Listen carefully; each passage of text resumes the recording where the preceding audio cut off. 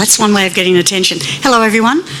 Welcome to this seminar tonight on waiving goodbye to privilege. My name's Aine Magee. I'm one of the common law silks on Green's list, and I welcome you all on behalf of the list and on behalf of our presenters tonight. Tonight we're in three formats: starters, main and dessert. I was going to say entree, but I thought that would be rude to Oliver. Oliver's going to, and I'll introduce the speakers in a minute, but Oliver's going to do the introductory comments, then Peter will give a more substantive exploration of issues, and then desserts outside, which are drinks and something to eat, and hopefully some chit-chat and catching up with people that you haven't seen for a while. So may I, officially welcome you all to this seminar tonight. Our two speakers are Oliver Lesage and Peter Hamilton, and just to give you a little bit of background about both of them, Oliver came to the bar in 2017. He had been a solicitor for a number of years at Magee and Aine. Oliver appears in, in predominantly personal injury matters. He advises in those matters as well, including product liability, workers' compensation, medical negligence, general torts. And he was a solicitor in the general insurance and workplace team at Magee and Aine, and he might be someone that's well known to quite a few of you. He has a Masters of Law at Monash. He read with Richard Stanley, and Peter Rosen was his senior milk. God, how did that come out?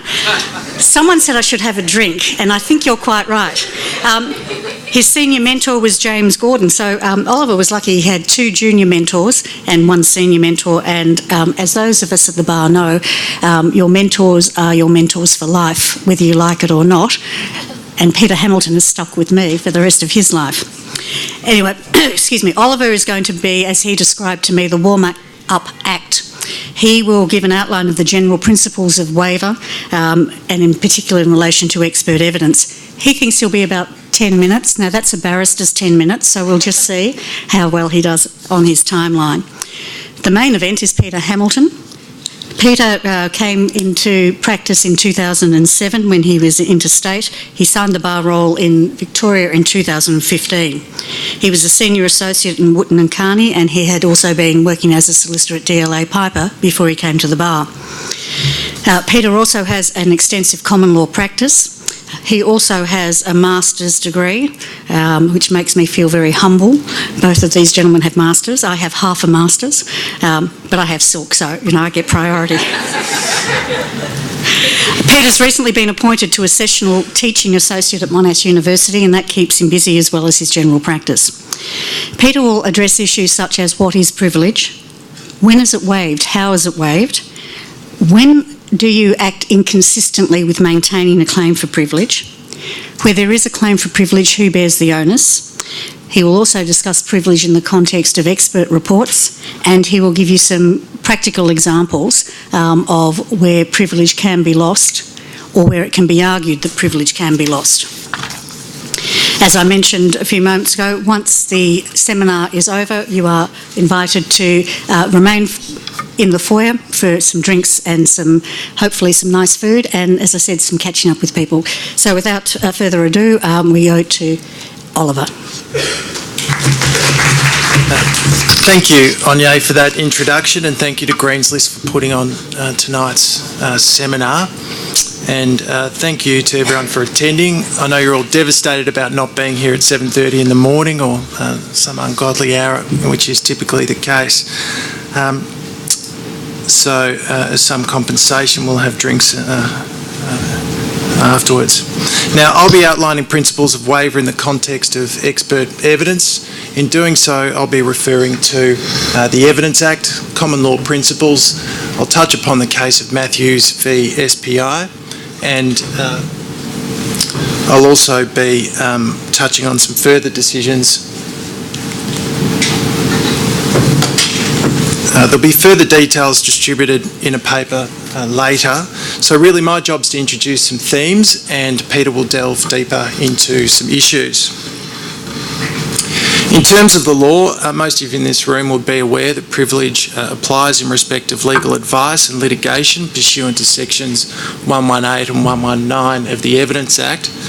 I'll spend a bit more time on section 122, of the Act, which is in respect of loss of client legal privilege, consent and related matters.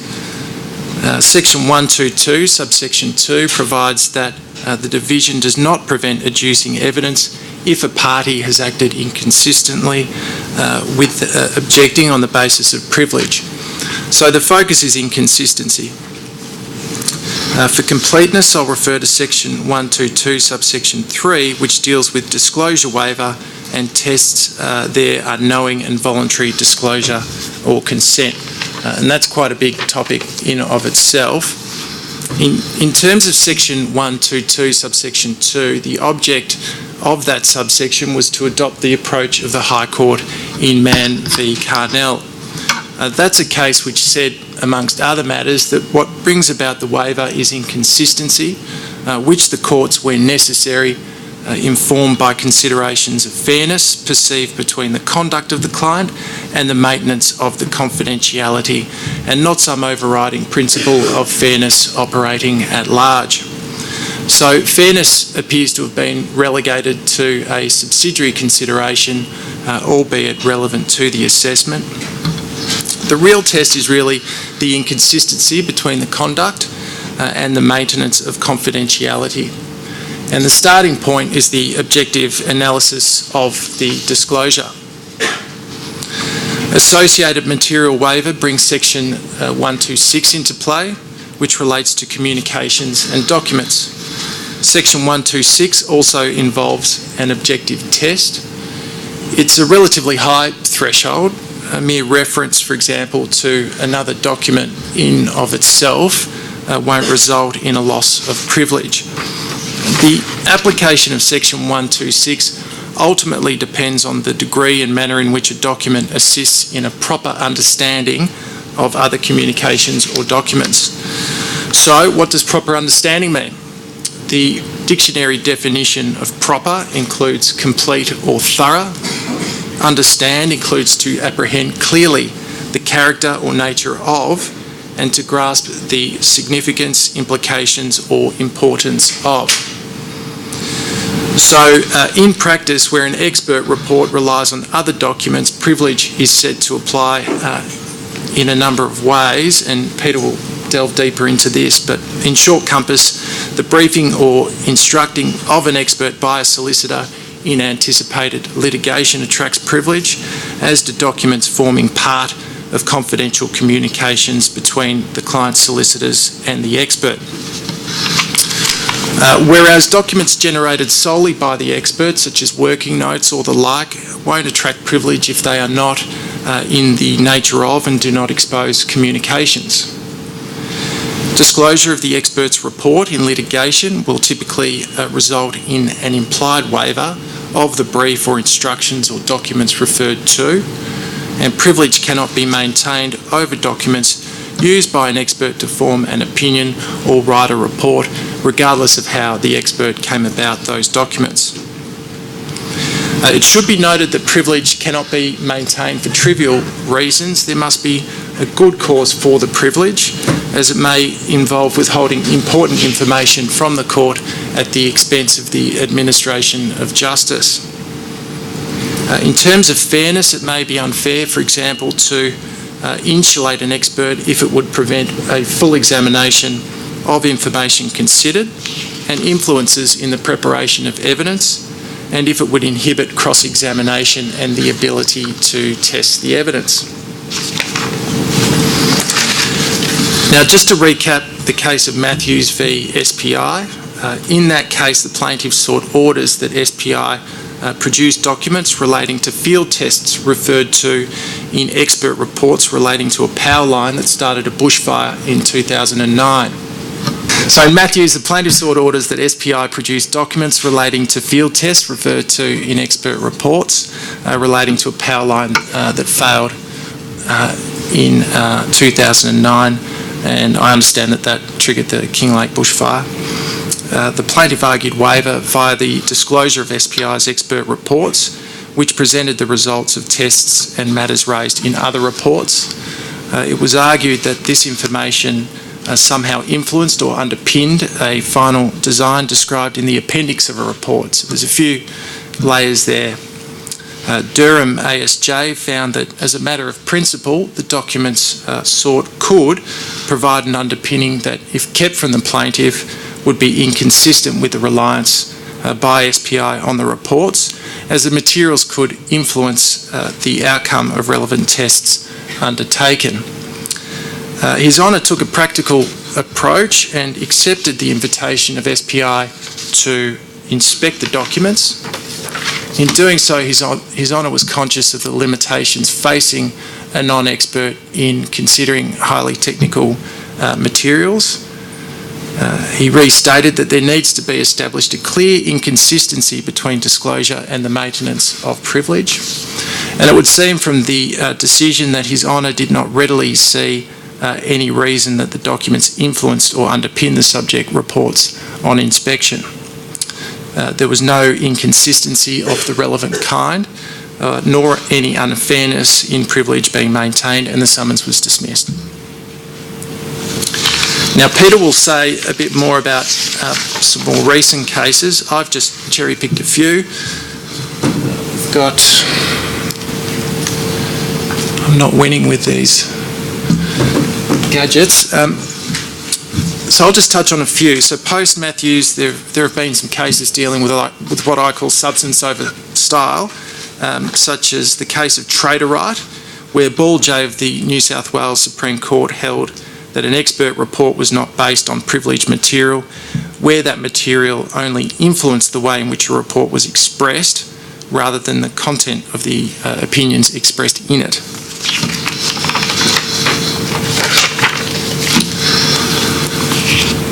I've included a ruling of J.R. Clayton in Pieridis v Monash Health.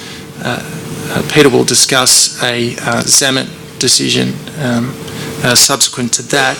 But in this ruling, which considered Matthews in respect of waiver, it also showed an alternative pathway to disclosure via the Supreme Court rules, namely Order 33 and in particular Order 44. This was in a medical negligence claim. Her Honour granted in part Monash's application for unredacted file notes of conferences between solicitors and a paediatric neurologist and endocrinologist. That was because some of the evidence provided an opinion on aspects of liability which attracted the operation of Order 44, triggering disclosure. In the Court of Appeal in Vic Hotel, this is a decision which didn't involve expert reports, but it considered pleadings which can give rise to waiver, arguably, when the state of mind is influenced by knowledge of confidential communications. This state of mind factor, coupled with anticipated disclosure in pleadings, played out recently in the Supreme Court of Queensland in respect of expert evidence in Murphy, which is up there. In that case, there was an interesting argument where the defendant sought disclosure of draft expert reports which had not yet been deployed in circumstances where the statement of claim ran into some 58 pages relating to numerous technical issues regarding wall construction, highly technical water issues and scientific studies, amongst other matters.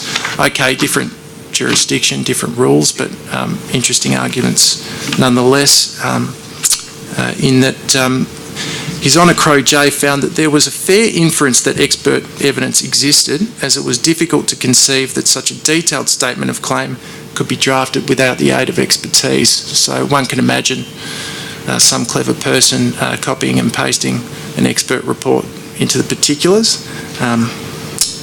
Just speculating there. But Crowe J held that the documents prepared reflected the state of mind of the expert, and it was therefore properly disclosable. The plaintiff's argument that there was no requirement to disclose such a document unless it is deployed was rejected. And it was ruled that any expert report, including drafts directly relevant to the issues in dispute on the pleadings, ought to be disclosed. Okay, well that's it from me, and I'll pass it over to Peter. Thank you.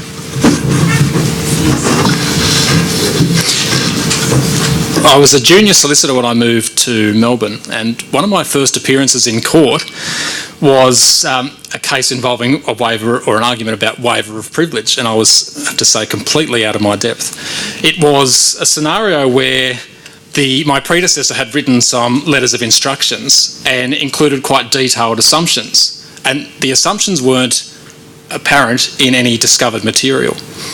And so what the plaintiff said was, well, where have these instructions to the expert come from? And we want to see them. And our argument was, well, why should you get them? You're asking for more than the expert has. And so I went up and I tried to make my arguments as best I could, and I failed before the registrar. And I went back to the office, and the boss said, what do you mean? How can this be possible? We've got to appeal this decision. But unfortunately for me, the registrar had ordered that we produce the statements the very next day.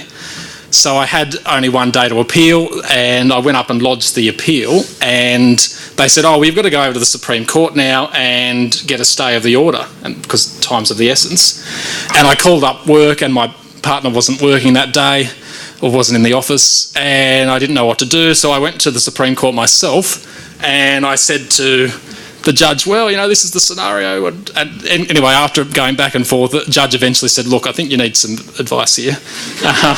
So it's a very complex point. And so he did stay the order, and then I went straight to the top, went to Gillies, and we got some advice. We settled the case. But it did leave two questions in my mind. One was, why didn't we deal with privilege at university? Because I didn't remember anything from university on privilege. I don't know if it was my memory or a lack of being taught it, but more importantly, what is the law when it comes to questions about privilege and waiver, particularly when it extends so far as to be asking for things that the expert didn't even have? And that case has been in my mind ever since, and it's amazing when you think about privilege, you start to come across it more and more in everyday practice, and it's led to various other privilege disputes over the time. Now, just a bit of background about privilege itself, just to develop some of Oliver's points. Lord Sumption, in a 2013 decision, was going back, he's a great historian, he was going back saying that privilege comes about, client legal privilege comes about from about 500 years ago in the courts of chancery.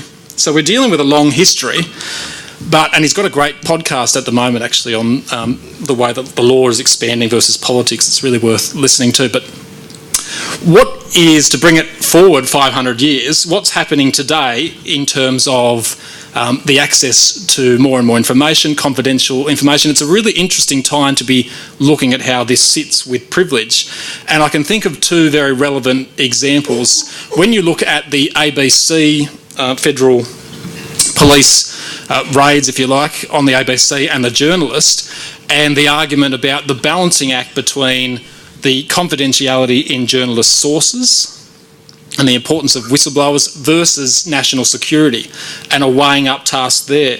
The other interesting debate at the moment, I think, which also involves a weighing up, is the confessional and a person's right to go and tell a priest, or effectively through the priest to God, their sins, versus the importance of having crimes that are reported in the confessional to the police. And so there's a freedom of religion there, and you're weighing up, well, the person's right to their religion versus the safety of the community and those sorts of things.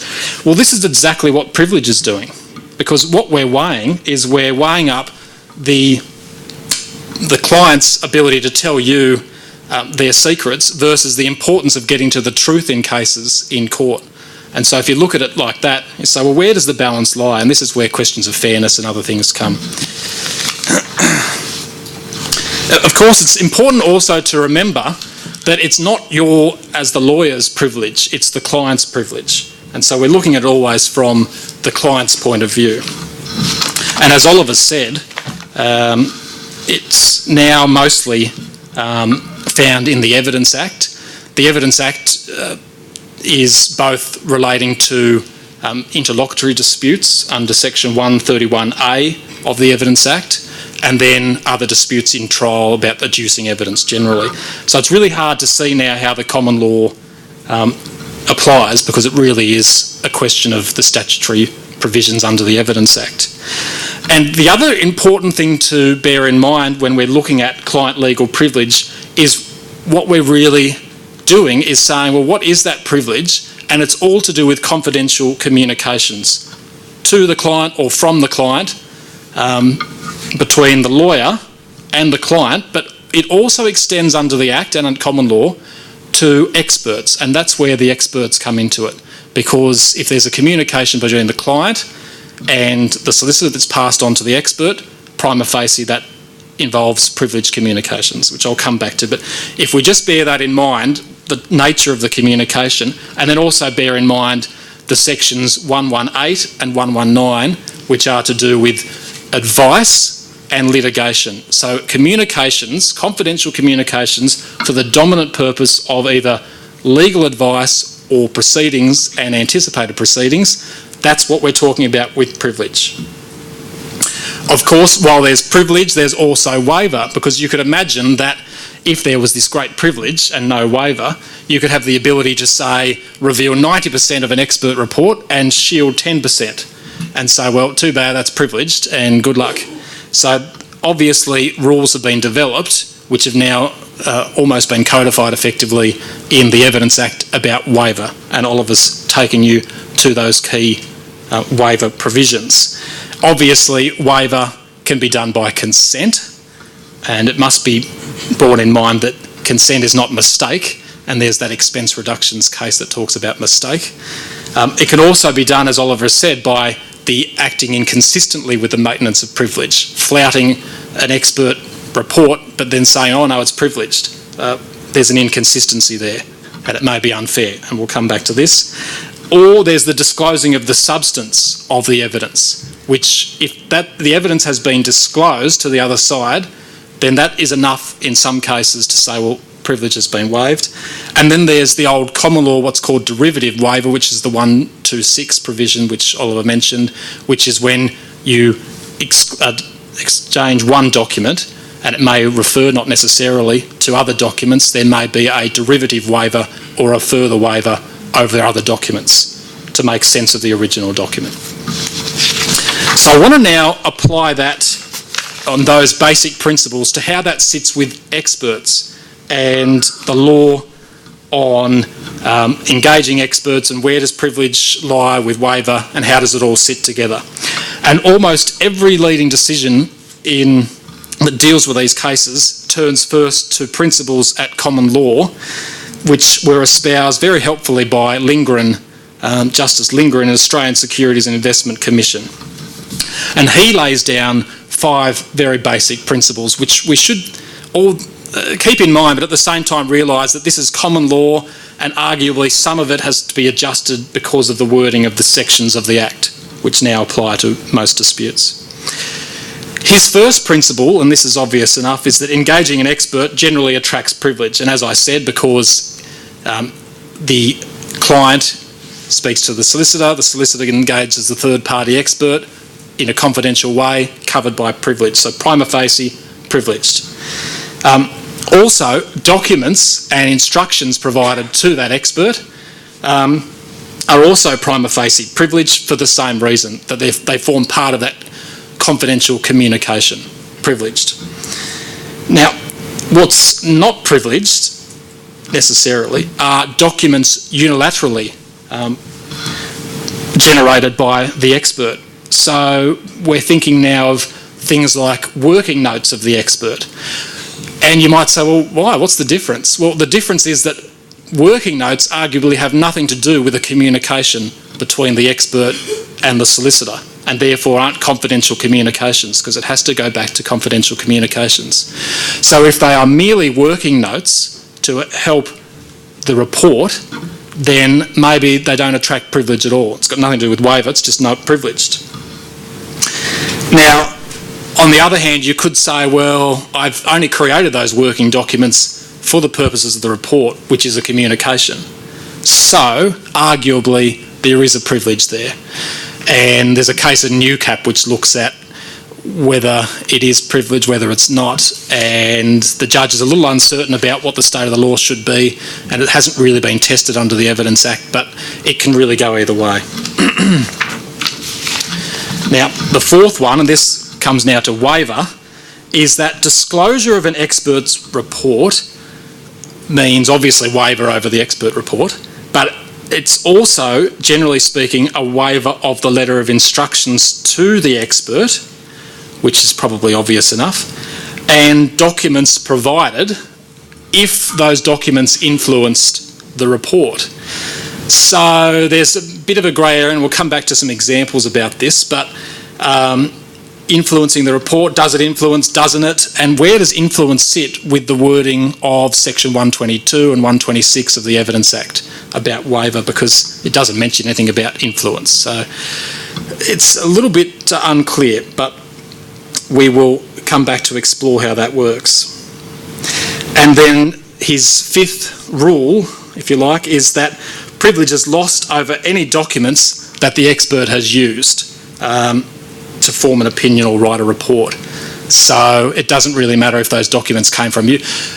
On one view, if they're documents that didn't come from the solicitor, then they may not be privileged, but if they are privileged because they're going back to the solicitor, then Justice Lindgren says, well, if they're relied on by the expert, that's it. Waiver cannot be maintained over those documents on the service of an expert report. Pardon? Privilege can't be maintained. Thanks, Sonia. So it sounds simple enough if you think of those 5 rules. But let's apply those 5 rules to some scenarios where it then becomes a bit messy, and as much as it sounds clear, it may not be. Scenario, and I'm happy for anyone who says, I think I know the answer, to jump in, because they've probably got a clearer answer than I have, having looked at this too much, I think. The first scenario involves Party A providing a letter of instructions to an expert and 3 documents to that expert. In the letter of instructions, it doesn't refer to the substance of the enclosures, it merely notes them there. Likewise, while the expert does refer to 2 of the 3 documents and relies on them heavily in the report, nothing is said about the 3rd document other than I was given it. So, I have read it. I have read it, yes, I have read it and was given it. Yes, good point, thank you. And I'm going to call on you for the answer now. Is the party who received the report, Party B, entitled to the 3rd document once the expert's report is served on it? And I'm getting a nod there. Well, to answer that question, we have to go back to the Evidence Act. And what we're looking at is inconsistency between the maintenance of the privilege and the use of it, including fairness. Well, has it really been used? Is there unfairness there? Has the substance of it been disclosed? Well, maybe not. Probably not, if it's just merely referred to as being read, as you correctly pointed out. And do you need, under 126, do you need that report to make sense of the expert's primary report? Well, probably not, because why would you need that to make sense of the report if the report's very thorough, it deals with all the issues? So on one view you could say, well, actually there's no reason why there's a waiver under the Act. But then on another view, and this is probably more compelling, I'd suggest, how will it sit when you come, for example, to cross-examine that expert? You don't know how that expert's dealt with that evidence, and although they might not have referred to it in their report, they may have read it the night before as part of the documents, it may have coloured what they know. So maybe fairness does dictate that they should have it, and therefore maybe it is inconsistent with the maintenance of privilege for the expert to have this document and for the other side not to. So there are arguments I would suggest either way, but probably the better view is that it would have to be disclosed on a fight. But it is an interesting example, and it's based loosely from a case of Gillies and Downer EDI Limited. Come to the next scenario, where an accounting expert is asked to provide an opinion on the financial affairs of a certain company. The expert provides a series of draft reports after seeking confirmation from the solicitors about assumptions on the financial state of the company. But in the final report, that expert clearly states the assumptions relied on, as provided by the lawyers, in coming to the conclusion on the financial state of the company. There's no reference in the final version of any draft reports or communications between the expert and the lawyers about anything to do with those draft reports. So the question here is party B, the party who received the expert report, entitled to have the draft reports and the communications between the expert and the lawyer? Anyone want to hazard a guess at how this might apply? Well, yes? You say yes? Well, I think the starting point is to break it. The assumptions arise from that. Like, she's confirmed her assumptions. Her final report relies on them. So the answer is suggested that the final report relies on the assumptions and therefore you have a right to those assumptions. What about the draft reports? Oh, sorry, that's what I meant. Oh, the draft reports. And what about the communications then with the lawyers?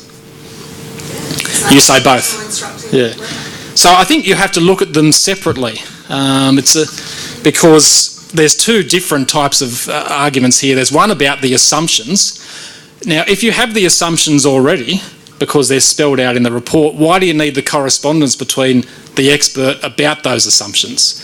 But then how's that any different to getting a usual letter of instructions? So it's another tricky one. It's not clear cut to me how that would go. Yeah, likewise with the draft reports. Why would you need draft reports if you've got a final report that spells out everything that the expert has concluded? What's the draft reports got to do with it?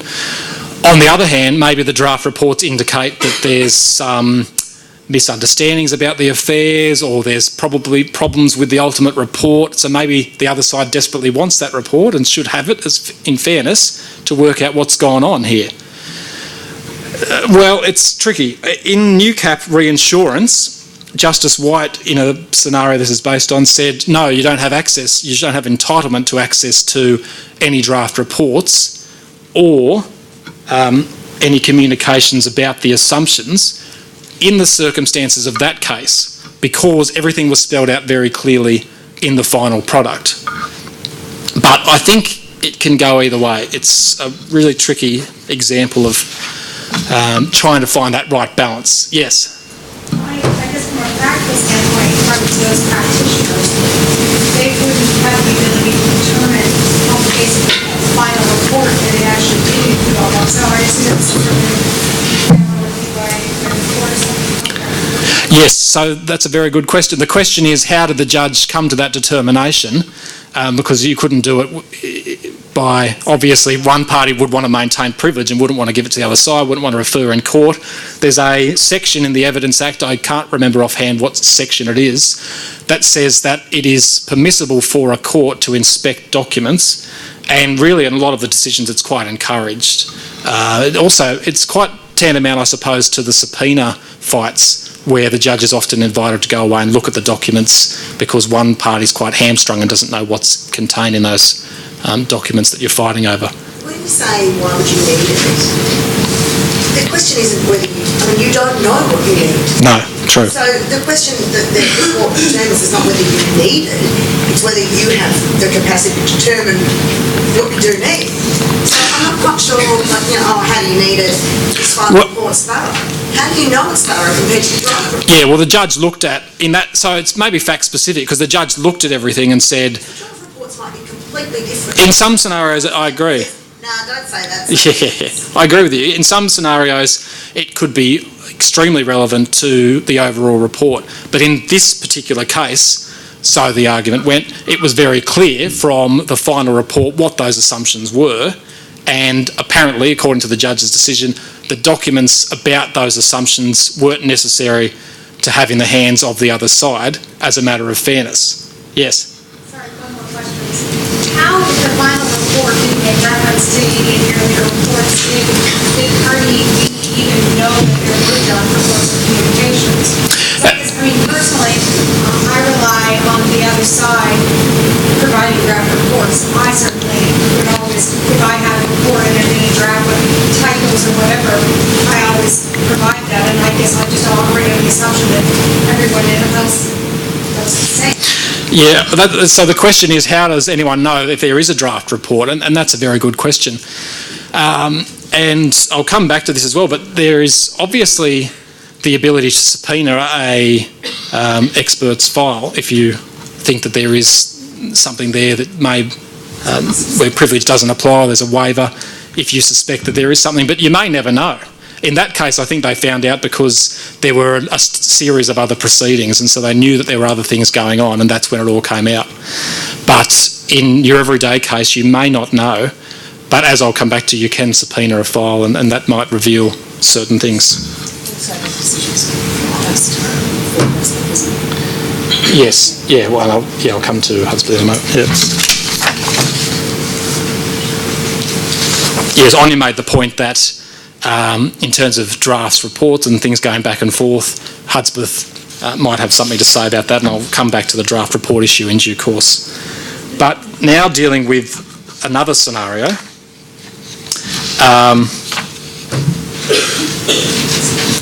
So Party A retains an expert engineer to opine on the cause of a motor vehicle accident. Together with the letters of instructions, the expert is asked to assume various facts from an undated and unsigned proof of evidence of a witness. The expert relies heavily on the proof of evidence and carefully extracts in the body of the report the relevant parts of the proof of evidence. Is the party who received that report, Party B, entitled to the proof of evidence? One would think instinctively, yes, under a number of grounds, because it's been so heavily relied on, or that the substance of that statement has been revealed by this whole process. So one would imagine that privilege has been waived over that proof of evidence. But I use this example because applying common law principles, a Tasmanian Supreme Court judge found the opposite and said, no, you're not entitled to the proof of evidence. You're entitled to the report. The report makes it clear what it's used of it. You've got the whole thing there, and that's it. So I'm not sure that would hold water under the Evidence Act, but it's another example of how you can interpret these things when you're weighing up the privilege versus the waiver. And I think judges are very careful not to say, yes, there's been a waiver here because of how jealously protected privilege is. So it's an interesting area of the law in that sense. And the fourth example goes back to my poor junior solicitor experience. And that's where Party A provides a detailed letter of instructions to its expert. The expert's asked to assume a number of significant facts about the cause of a mine collapse and the events that unfolded in the critical minutes before the collapse. And it's apparent from the letter of instructions that the assumptions aren't from anything that's been discovered. And so it seems that they have come directly from the witnesses. Now, the expert does clearly set out the assumptions relied on and how they are used in the report. But has there been a waiver of the witnesses' evidence that appears to have come into the letters of instructions? So this is a very complicated case, and I don't know the answer, and I don't know of any case law that's dealt with this. I think there are two different ways of looking at it. One way to look at it is to say, well, is there something about the letter of instructions to the expert that has now been disclosed as because of waiver of privilege, and it's pretty much accepted that has to be handed over? Is there something about that letter of instructions that actually gives rise to a waiver? Because maybe there's material facts in there that has revealed the substance of the evidence or has revealed evidence that it would be unfair to try to maintain privilege over when you've revealed so much of it. So there's that inconsistency there. Now, it's a bit convoluted to say, well, it's the letter of instructions that actually has done that, because what's really waived the privilege is the expert report. But it's the lawyers who put together this letter of instructions, so maybe they have revealed the substance of it, maybe they haven't. But the person writing the letter, how are they supposed to communicate then to their expert without revealing privileged information and without having to disclose statements? which could have a huge ramification on how you write to experts, what's disclosed, what the experts know.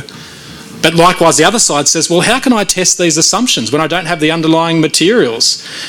Are these made-up facts? Where are they coming from? Why aren't they in the discovered materials? And what am I supposed to do in terms of my experts? Have my experts assume that they're correct in these facts? How am I going to test them? So it's a great balancing act and a great difficulty. The other way to look at it is from the expert's point of view, and I think that's a weaker argument in most cases because the expert's simply relying on and providing their assumptions. And if they're set out, then if you go back to the influence, well, they're only influenced by the assumptions, not by materials underlying those assumptions because they don't have them. So I think good arguments can be raised both sides. I think that I can't say what's the better view. I think it's probably very fact specific. There might be cases where assumptions are very detailed and it appears that they have definitely come from something specific, whereas there might be just pure assumptions about assume it was X time or Y time that something happened when no one really knows. So there's no easy answer. It's a complex case. And despite the complexities there, I think there are some unifying factors, and I've really brought together four, I think. The first is, as I've said, that the service of a report essentially should lead in your mind to assuming that there goes the letter of instructions and there goes everything you've provided to the expert and everything that the expert has looked at done. The second thing related to that is that anything that might have influenced the expert probably should be handed over because although its influence, as I said, isn't found in the wording of the Evidence Act, I think really when you compare the old common law about what's influenced the expert, and I think you can marry it with the wording of Section 122 and 126. So I think it is anything that's influenced the report should be disclosed. Fairness, as you can understand in this weighing up act, is I think despite the act not saying that fairness, as Oliver said, is front and centre, I do think it is still quite, I think it's an undercurrent of all of these cases, what's fair. And also an undercurrent of all of these cases is getting that truth out of what's the expert saying, why are they saying it, how do they come to that conclusion, and what does the other side need in fairness to cross-examine the expert, and then what does the court need to attribute weight to that expert. So that's how I would be approaching these questions, with those unifying principles in mind. I said I'd come back to the issue of draft reports, and I think it really took front and centre when Hudspeth came down, because you'll probably recall that case was about counsel inviting the expert to amend a report to put a not, I think it was, I'm trying to get this the right way around, I should know, having looked at these things too many times as a solicitor, but there was either a not inserted or a not taken out. I can't remember which order it was, but it doesn't really matter. The point was that counsel had asked the expert to do this, the expert then did it, and unfortunately we had a report which said one wording, the other defendant had another wording in the report, and it all came undone in cross-examination. What happened? The file was called for. It became apparent that counsel had contacted the officers of the expert, and the expert had amended the report. It had then been served, but mistakenly other report had been served, and so there were two different versions, and we got access to the files, and there was an inquiry about the CPA. And the important part of the ramifications here is Dixon's comments that say representatives or lawyers should never be settling or getting involved in that type of editing of reports. It's a no-go zone. So that is a pretty basic principle, and His Honour said that's for two reasons. One, because of the code of conduct, and experts shouldn't be getting involved in that. And two, because solicitors can't breach obligations. Experts should be independent. You've got to let them do their work and don't be meddling with their reports. So that sounds fairly straightforward and it's obvious, I suppose. What's not so obvious, and the question that I often get is, well, hang on, I've got this unintelligible expert report that says all the wrong things and it just needs to be fixed up to make it nice and neat, and how do I do that without getting a CPA inquiry. So, again, it's not clear what the answer is. There's some case law that says it's appropriate to some extent, get involved in those sort of non-substantive, I suppose, issues with a report. But it is a danger territory, because if you start tinkering with someone else's report, maybe that's going to come out in cross-examination, or it's going to come out through revealing under, say, a subpoena that there's been draft reports. And this comes back to the issue about whether there's been a waiver of draft reports, or whether privilege even attaches at all to a draft report. Because if a draft report isn't considered a confidential communication, because it's never been communicated with the solicitor, then maybe the other side's entitled to it. And if the other side sees the report, the draft report and the report, and compares the two, and then says, well, what's going on here? Why have you done a formal draft report? You've sent it to the solicitor, and it's come back maybe because of a phone call, and then this could start leading to a chain of inquiry that's going to go nowhere pleasant for you. So you have to be very careful. Yes? I've never known as a solicitor to what extent you can respond to draft reports, to what extent whether you should actually have any phone calls rather than at least have a written record, so you can't. I just don't know what the law and ethics are pertaining to that. It's a kind of related topic, if you could possibly. Absolutely. That's an important topic in very important for solicitors. Yes. Well, what I've said to people is that best practice is it should all be in writing, I think, because it's just too dangerous. You don't want to be seen. First of all, you don't want to undermine the expert's report if you're seen to have been trying to call up and change some substance of the report somehow, if that's not what you're trying to do. If what you're merely trying to do is fix some basic errors, then perhaps it's a grey area, but perhaps it's okay to say to the expert, you need to amend in this way, and it's in writing. And but maybe the safer ground is to ask for a supplementary report to fix up some of these issues. But then does that affect the weight of the initial report, and does it affect the weight that's attributed to the expert if they've done a pretty hopeless report to start with? Again, this is not a very clear area. Obviously, if you're going into matters of substance, it's a no-go zone, but otherwise the other areas aren't so clear to me. But I would just say, just be wary, because it's a very dangerous area. If I may, I might just interpose there. I think best practice is, as Peter says, get it in writing, get a supplementary report, and then serve all of it, including any written correspondence, email or whatever it might be between you and the expert. You want to be like Caesar's wife, beyond reproach. Give a whole box and dice. Give the whole box and dice, if that's going to be done. So there can be no suggestion of someone trying to influence the expert, and there can be no suggestion of collusion or anything like that. Recently I had an experience where I was provided with an expert report, and it was in a draft form, and I was asked to comment on it, and I said, well, I won't. But there is one sentence that I've read in his report that doesn't make sense, and could the expert please be asked politely to just explain it, because I couldn't understand what the measurements were or how he came to it. So the solicitor wrote a very neat email saying, can you please look at paragraph 17 and just clarify what those measurements relate to? And he gave a supplementary report, and we served the box and dice. So, that no one was going to have a Hudspeth situation occurring. And I think it's similar to what was said earlier, that, the draft and the subsequent report all gets served. Yes. Well, 1 second. Oh, sorry. If you receive a report and it's clearly got a typo in it, you just write back to the expert and say, it appears there's a typographical error in this paragraph, could you advise if it needs amending? And they just send back the whole report again, but with those paragraphs amended. It's not a supplementary report then. You still have to serve the draft in that case, I wonder. I would. I'd serve both, and I would suggest to the solicitor that they serve both and provide the explanation. There is a typo, it was asked to be corrected, and this is the way the report came back to us.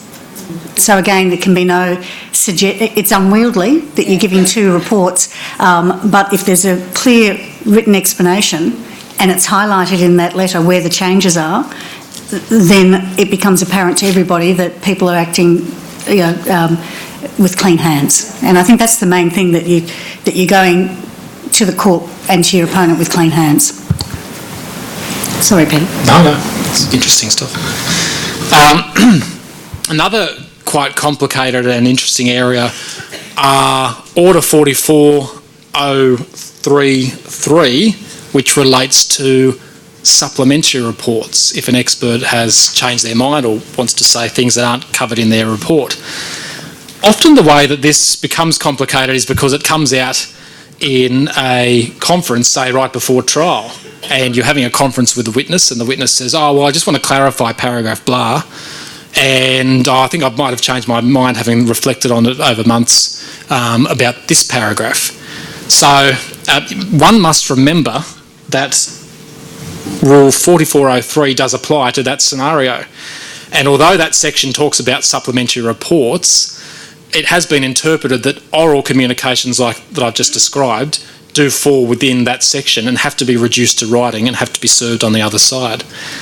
That can lead to further issues of complexity in respect of the notes that you were taking as the legal representative in that conference, because it might be that, well, in serving a report that's reduced to writing, maybe often it's not clear. It might be sort of saying, oh, out of the blue, oh, this is what we discussed in a conference, and then suddenly your notes become the subject of a question about waiver. And it may be, I think there's a fair argument that in many circumstances, your own notes then become the subject of scrutiny by the other side. So it's important when you're conferring with witnesses that you bear in mind that obviously that rule, but also that what you're saying, what you're discussing and what you're recording may all become the source of cross-examination.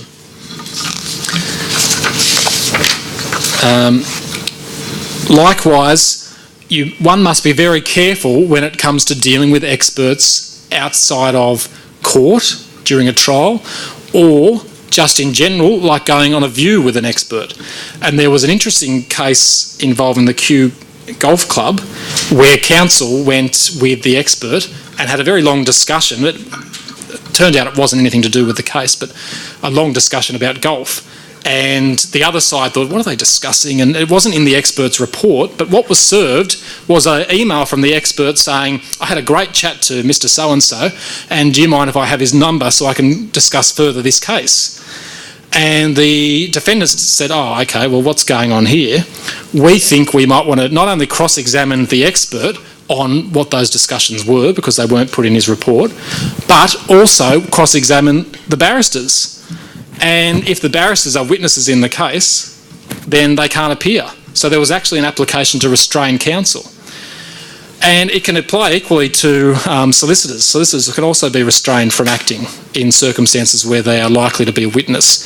Now, as it turned out, the evidence was that there was no great discussion about the case and there was no damage done. The counsel were able to appear in the case. But it does go to show how careful one must be when dealing outside of court with experts. A few other things to bear in mind. One is the principle that there's no property in a witness, and it applies equally to lay witnesses and expert witnesses. What does that mean practically? It means that it's not uncommon that the other side will subpoena and call your expert to give evidence. It particularly happens in medical related cases where a plaintiff is examined by a defendant doctor, and as you know under the rules, the defendant must disclose that report. If it's not helpful, they probably won't call that expert, and often therefore the plaintiff will call the expert. So there's nothing improper about that. Obviously, though, one has to be careful not to delve into privileged communications between the expert and the solicitors who originally retained that expert, because of the principles that we've discussed. And the other thing, and I've said I'd come back to this, was that there is nothing improper about subpoenaing an expert's file, prima facie anyway. Because, as I said, there may be many things on an expert's file which are relevant to the dispute and which are not the source of privilege or over which privilege has been waived. So, and that's important for the experts also to bear in mind. But one can't manufacture some sort of privilege by trying to hide what's on the expert's file. For example, there's a case where the expert decided to try to make the whole file a communication by sending the whole file to the solicitor, and therefore tried to get around by saying, no, the whole thing's privileged. So that can't be manufactured. So, and the other thing that that Anya mentioned I would talk about is the onus. If you are, and I'll finish with this point, the onus of establishing privilege is the person who's trying to establish the privilege. The onus in terms of waiver is on the person trying to argue there's been a waiver. So that's where the onus sits. So to end with some quick tips for you, of course, only provide the expert with necessary information and instructions and documents. Keep in mind that all of those materials probably will end up, if you're serving the report, in the hands of the other side. Be careful what you put in the letter of instructions for the reasons we've discussed about waiver over assumptions. Keep communications with an expert at a minimum to maintain the integrity of the expert's report, and reduce correspondence to writing, or only do it through writing. And then bear in mind section order 4403 and that rule we've discussed. But also, on receipt of a report, go through it, ask for everything underlying it, and ask yourself the question, is there more here that I should have? And you might just find yourself having an interesting privilege fight. Thank you.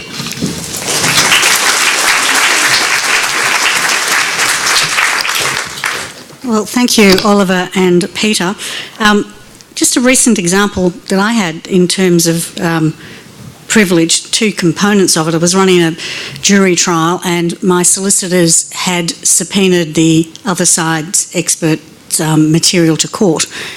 And it was dynamite, because this expert, when he attended the accident scene, had taken a series of photos, which you would assume he would. He put them in his report. But in his file, he had a section of other photos marked not to be put in the report.